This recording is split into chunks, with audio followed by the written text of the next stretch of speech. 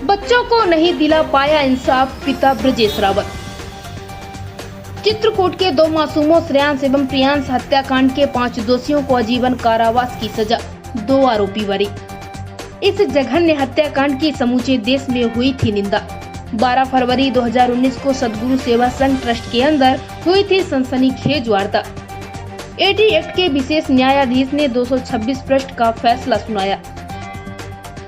सतना चित्रकूट के बहुचर्चित श्रेयांश एवं प्रियांश हत्याकांड के 5 दोषियों की सजा का ऐलान सोमवार की शाम कर दिया गया।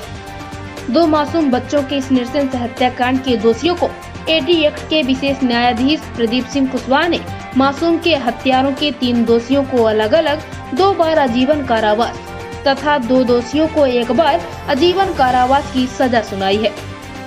एडी एक्ट के विशेष न्यायाधीश प्रदीप सिंह कुशवाहा ने दिल दहलाने वाले इस मामले में सोमवार को 226 पृष्ठ का फैसला सुनाया।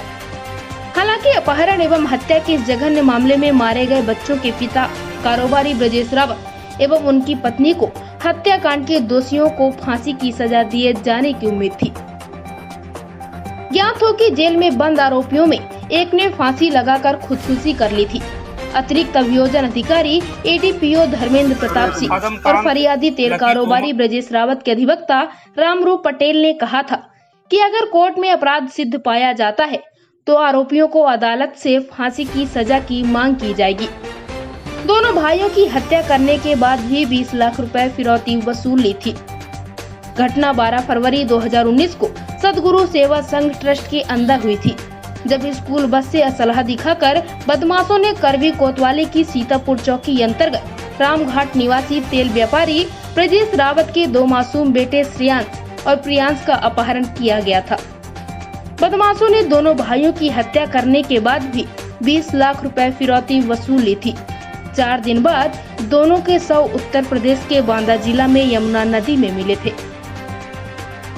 हत्याकांड में चित्रकूट के नया गांव थाने में 5 आरोपियों पद्मकांत शुक्ला पुत्र रामकरण निवासी जानकी कुंड रघुवीर मंदिर के पास, राजू द्विवेदी पुत्र राकेश द्विवेदी निवासी भभुआ बांदा, आलोक उर्फ लकी तोमर पुत्र सत्येंद्र सिंह निवासी तेंदुरा बांदा, विक्रमजीत पुत्र प्रहलाद सिंह निवासी जमुई बिहार और अपूर्व उर्फ पिंटू यादव पुत्र राम नरेश मौदहा हमीरपुर के खिलाफ मामला दर्ज है। सभी आरोपित केंद्रीय जेल में बंद है, जबकि एक आरोपित रामकेश के पुत्र रामचरण यादव निवासी चित्रकूट ने जेल में फांसी लगाकर खुदकुशी कर ली थी। जब यह घटना हुई थी तो प्रदेश में कांग्रेस सरकार थी, जिसके बाद सरकार की बड़ी आलोचना देश भर में हुई थी। इंडिया रिपब्लिक न्यूज के लिए रिपोर्टर अंकित शर्मा के साथ राजू द्विवेदी की खास रिपोर्ट।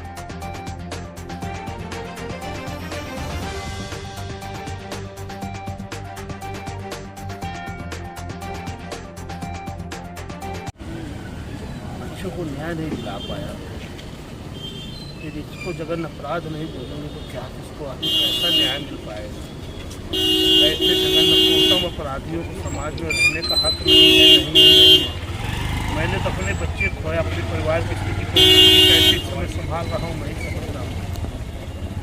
न्यायालय का ऐसा निर्णय जिसको समाज में नजीर बनना चाहिए, ऐसे कांड के बाद तो बच्चों को न्याय नहीं दिला पाया। आप क्या अपेक्षा करते थे न्यायालय से? हर घर में माँ बाप है, जैसा उन्होंने किया था माँ बाप के रूप कांप गई थी। ऐसे अपराधियों ने केवल पैसे की चाहत न बहुत बच्चों को कितनी ताड़ना देकर कैसे। आपने मांग की थी कि फांसी की सजा दी जाए। न्यायालय का अपना अलग सोच है, न्यायालय की सोच के विधि के मैं बाहर तो नहीं जा सकता, लेकिन मैं अंतिम स्थिति तक जाऊंगा साहब। बच्चों को जब तक न्याय नहीं दिला पाऊंगा तब तक सांस तक न्याय के लिए लड़ूंगा। क्या सजा दिलाना चाहते हैं आप ये बताइए, ऐसे जघन्य अपराधियों की जगह कहाँ होनी चाहिए जो समाज के लिए नासूर हो, जिनसे समाज के बच्चे असुरक्षित हो। मैंने तो अपना बच्चे खोए ना, समाज के कोई दूसरे बच्चे न खोए, किसी कोई माँ बाप मेरी स्थिति को न प्राप्त। क्या होना चाहिए? ऐसे जघन्य अपराधियों को फांसी के अलावा कोई आज लगा मैं बच्चों को न्याय नहीं दिला। पदमकांत, लकी तोमर और राजू द्विवेदी, इनको हत्या और अपहरण दोनों में दोषी पाया गया है। और विक्रम और पिंटा, इनको अपहरण और 120B का दोषी पाया गया है। अदालत ने सभी को दोषी पाया है। हम फरियादी के वकील हैं और अदालत से हमने निवेदन किया है कि इनको समाज के लिए घातक हैं और उनको मृत्युदंड दी जाए। जी बताइए क्या फैसला आया है? माननीय न्यायालय द्वारा इस मामले पे पदमकांत, राजू, लकी, विक्रम, पिंटा, इन सभी को दोषी पाया है और सभी पांचों को डबल आजन्म कारावास यानी पृथक आजन्म कारावास से दंडित किया है।